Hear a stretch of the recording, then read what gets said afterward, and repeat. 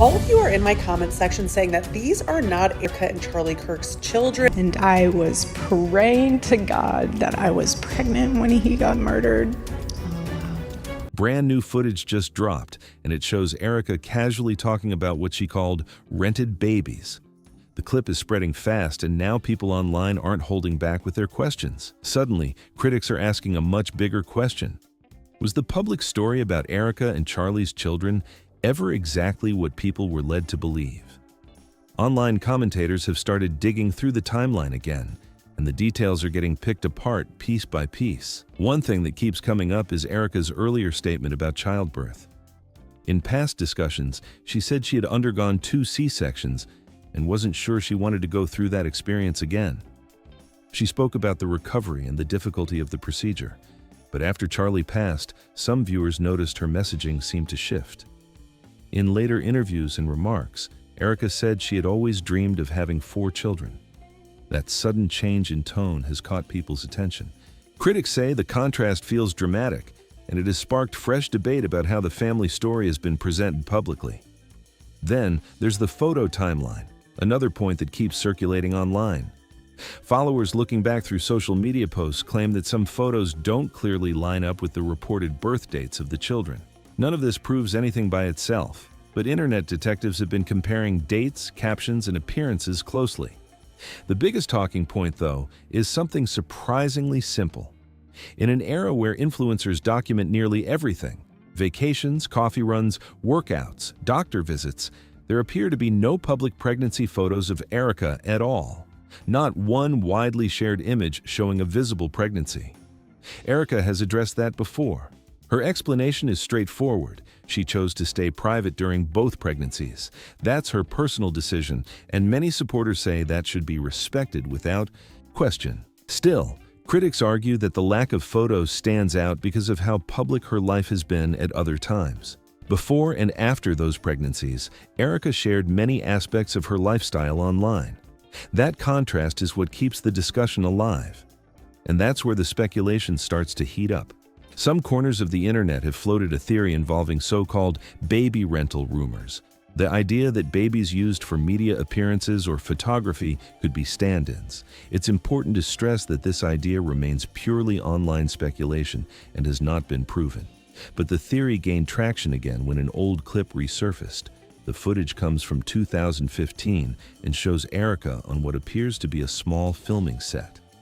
According to the caption attached to the clip at the time, she was working on a project where she played a young mom character.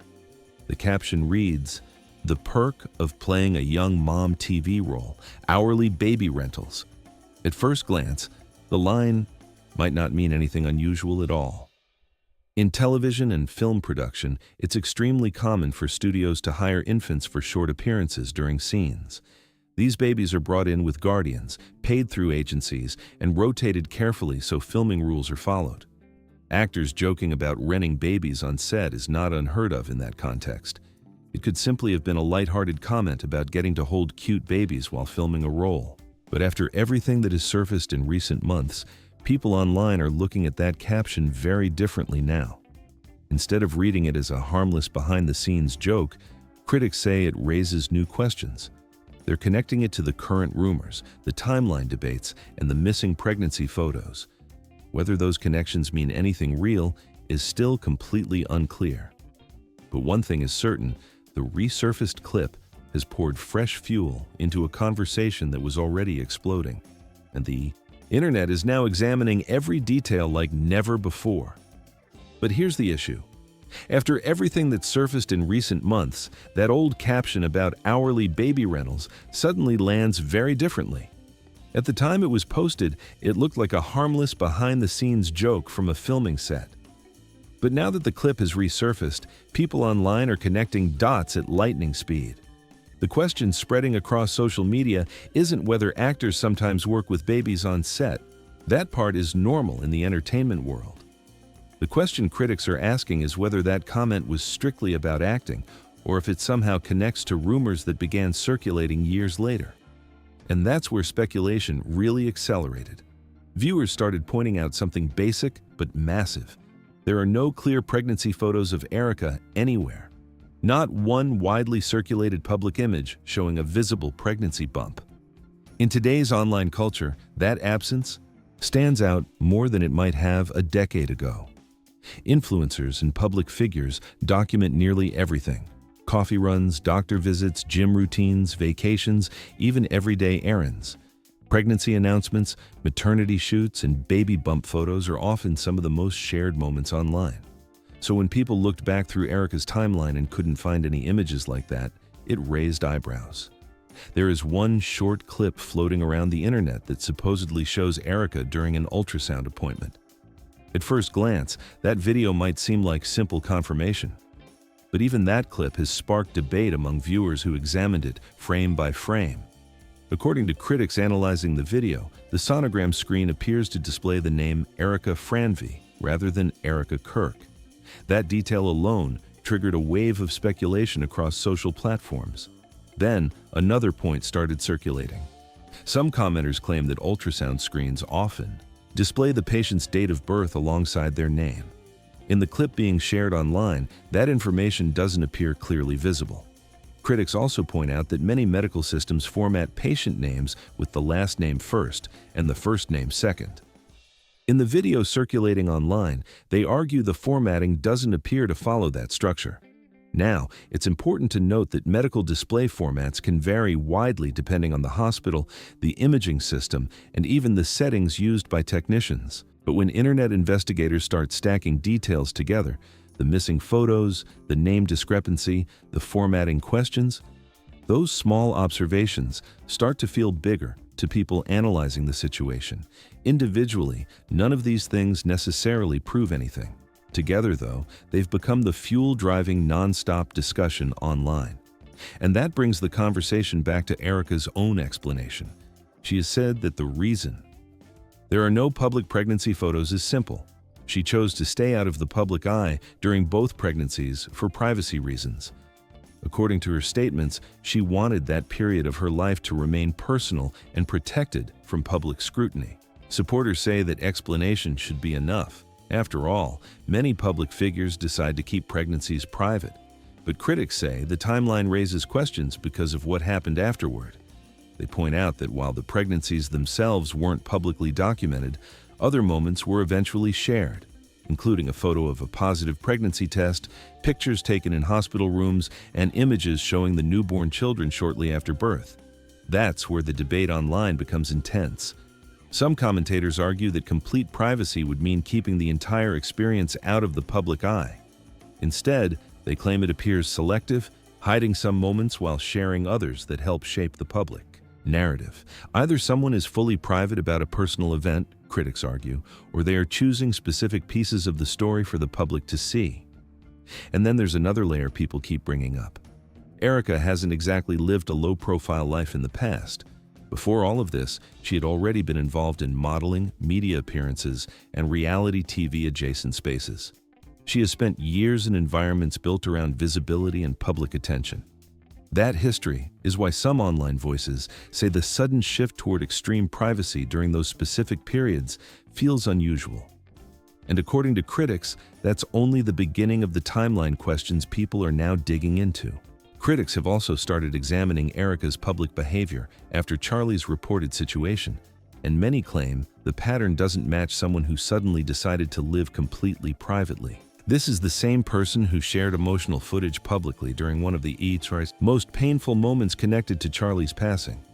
There were also memorial items made available connected to honoring him, something supporters say was meant to celebrate his legacy and keep his message alive. But critics see it differently. They argue that those actions were extremely public. Reports even circulated about a replica-style setup tied to the memorial event where attendees could take photos. Supporters say that kind of display helped people remember Charlie and reflect on his impact. Critics, however, say it felt more like a highly visible public tribute than a private family moment. Either way, the key point fueling debate online is visibility. If someone is comfortable appearing publicly during intense emotional events, cameras, crowds, memorial gatherings, critics ask how likely it is that the same person could vanish from public view for 9 straight months during a pregnancy.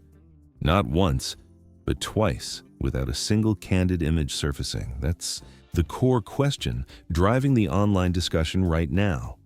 And the speculation escalated even further after a claim made by Candace Owens. During a discussion about the timeline, Owens stated that an eyewitness allegedly saw Erica at Fort Huachuca shortly before Charlie's situation unfolded. The location itself isn't the focus, it's the timing that sparked attention online. According to the claim, the sighting happened just 2 days before the reported incident involving Charlie. That detail alone pushed the internet conversation into a completely new direction. Then, another twist appeared in the timeline. A spokesperson connected to the organization, Andrew Colvett, released a photo that he said proved Erica was at home with her children on September 8th. The image was clearly meant to calm speculation and show that the online rumors about her whereabouts were inaccurate. But instead of slowing the conversation down, the photo seemed to do the opposite. Within hours, people online were dissecting every pixel of that image. Critics zoomed in on the details, the background, the lighting, the furniture, but most of the focus quickly shifted to the little boy visible in the picture. That's where the next round of debate exploded. Many viewers claimed the child appeared significantly older than expected based on the timeline that had previously been shared publicly. Several commenters argued that he looked closer to 3 or 4 years old rather than a toddler under 2. Now, here's where the timeline conflict people are discussing comes in. Based on publicly discussed dates, Charlie's son was reportedly born in May of 2024. If that timeline is accurate, it would place the child at roughly 16 months old when the September photo was taken.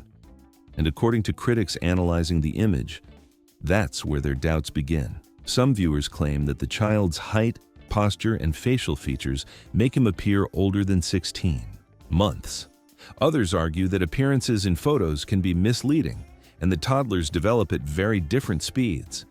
Child development experts often point out that growth rates vary dramatically. Some toddlers walk early, speak early, or appear physically larger than others the same age. Supporters say that could easily explain what people think they're seeing in the photo, but critics online remain skeptical. They argue that even allowing for natural growth differences, the visual impression in the picture doesn't line up with the age suggested by the timeline. And that single image has now become one of the most heavily analyzed pieces of media connected to this entire discussion. Frame by frame, zoomed in, slowed down. The internet has been examining it like a digital crime scene. Whether those conclusions are fair or not is still being debated. But one thing is undeniable. Once people online start stacking timelines, photos, and past statements side by side, the conversation doesn't slow down, it accelerates. And according to many observers watching the situation unfold, the deeper people dig into the details, the more questions seem to appear. Then, viewers started noticing what they believe is a pattern in Erica's interviews. When she talks about her daughter, the stories flow easily. She often shares warm details, little memories, and personal moments that paint a clear picture of their relationship. But critics online say something feels different when the topic shifts to her son. According to those watching closely, his name and personal stories rarely come up in the same way during public conversations. Supporters say that observation doesn't mean anything at all. Every parent chooses what they share publicly, and some children simply stay more private than others. Families set different boundaries, and there's nothing unusual about that. But critics argue the contrast feels noticeable enough to raise questions. And the conversation doesn't stop there. People also started revisiting statements Erica made years earlier when Charlie was still alive. During those discussions, she explained that both of her children were delivered through C-sections. She openly talked about the experience and mentioned that those surgeries made her uncertain about whether she wanted to have more children in the future. That part of the story immediately resonated with many viewers. C-sections are major medical procedures involving abdominal surgery and significant recovery time. For many mothers, the experience can be physically and emotionally intense, so hesitation about future pregnancies is completely understandable. But one detail in Erica's explanation caught attention online. During one discussion, she reportedly mentioned feeling worried about Charlie seeing her organs during the surgical process. That specific concern quickly became one of the most replayed clips circulating across social media. Critics argue that when people talk about C-sections, they usually focus on things like recovery pain, healing time, or the emotional weight of the procedure itself. That particular explanation stood out. Supporters say it shouldn't be treated as unusual at all. Every person processes medical experiences differently, and the thoughts that stay with someone after surgery can vary widely. What feels significant to one person might not be the same for someone else. Critics, however, say the comment felt unexpected given the typical way those conversations unfold. Either way, that quote has now become part of a much larger timeline people are building online. Viewers have started stacking multiple pieces of information side by side: the alibi photo, past interviews, statements about surgeries, and the timeline surrounding the children. And once the internet begins connecting dates, images, and old quotes like puzzle pieces, the conversation doesn't slow down, it multiplies. Fast. That earlier explanation about worrying over Charlie seeing her organs during surgery keeps resurfacing in clips and commentary. Critics replay it repeatedly while trying to understand the context around it. But the story takes another turn when people compare those past statements to what Erica is saying now. In more recent interviews, she has described a completely different vision of family life. According to her current comments, she and Charlie always dreamed of having 4 children and building a big household together. That shift in messaging is what many online voices are focusing on. In earlier discussions, the tone sounded uncertain about expanding the family because of the medical challenges she experienced. Now, the narrative appears framed as if a large family had always been the long-term plan. Supporters say that kind of change is normal. People grow, circumstances evolve, and opinions about family size can shift over time. Critics argue the difference feels more dramatic than a simple change of heart. They claim it sounds less like a gradual shift and more like a rewritten storyline. And that's where the conversation moves beyond past interviews into the present day. Since Charlie passed, Erica has been speaking frequently about motherhood and family values in her public appearances. She often describes being a mother as her highest calling and encourages young women not to delay starting families if that's something they want. That message has become a major theme in her speeches, but critics online are asking a difficult question. If motherhood truly represents the most important role in her life, they wonder whether that would naturally mean stepping away from public attention for a while, especially after her children lost their father during such a traumatic time. Supporters respond that grief and responsibility look different for every family. Critics say the public messaging still feels complicated, and that tension between those two perspectives is exactly why the conversation continues growing louder. That emotional question is the one people keep circling back to again and again. Supporters say grief doesn't follow a single rulebook.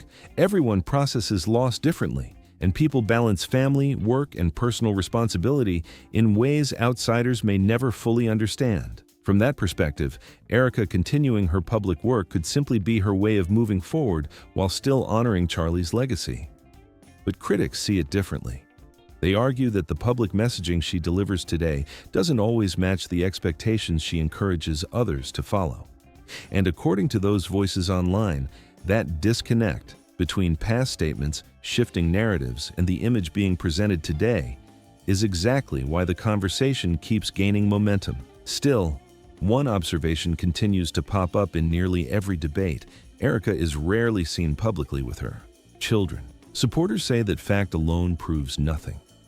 Many parents deliberately keep their kids off social media to protect their privacy.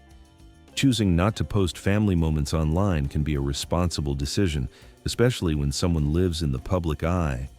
That's a fair argument. But critics raise a practical question that keeps surfacing in comment sections. If someone is constantly traveling across the country, attending conferences, doing interviews, appearing at speaking events, and participating in public photo opportunities, how much time can they realistically spend at home, day to day? That question gained even more attention after Erica stepped into a major leadership role following Charlie's passing. After the death of Charlie Kirk, Erica was named CEO of Turning Point USA.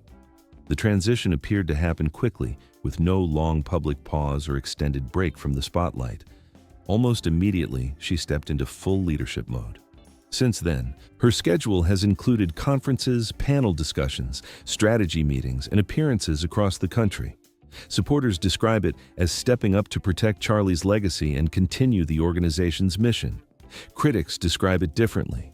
They say the public image now centers heavily on leadership, influence, and high-visibility speaking engagements, a pace that looks more like non-stop professional momentum.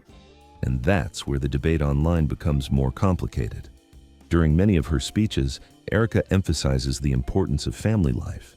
She frequently encourages young women to prioritize motherhood and not delay starting families if that's something they truly want. To supporters, that message reflects traditional values and personal conviction. To critics, the message feels contradictory. They point out that before meeting Charlie, Erica had already built an ambitious path of her own. She pursued higher education, launched business ventures, and spent years working in professional environments. She didn't marry or have children until her 30s. Critics argue that the timeline of her own life doesn't fully match the message she now promotes so strongly on stage. Supporters respond with a simple explanation. People change. Beliefs evolve, priorities shift, and life experiences can transform the way someone sees the world. From that perspective, Erica's message today may simply reflect the lessons she believes are most important now. But critics say the messaging feels selective. They argue there appears to be one version of the story presented during speeches, one centered around faith, sacrifice, and putting family first. Then there's the version critics believe they see unfolding in real time, a version filled with leadership roles, national visibility, growing influence, and a rapidly expanding public platform.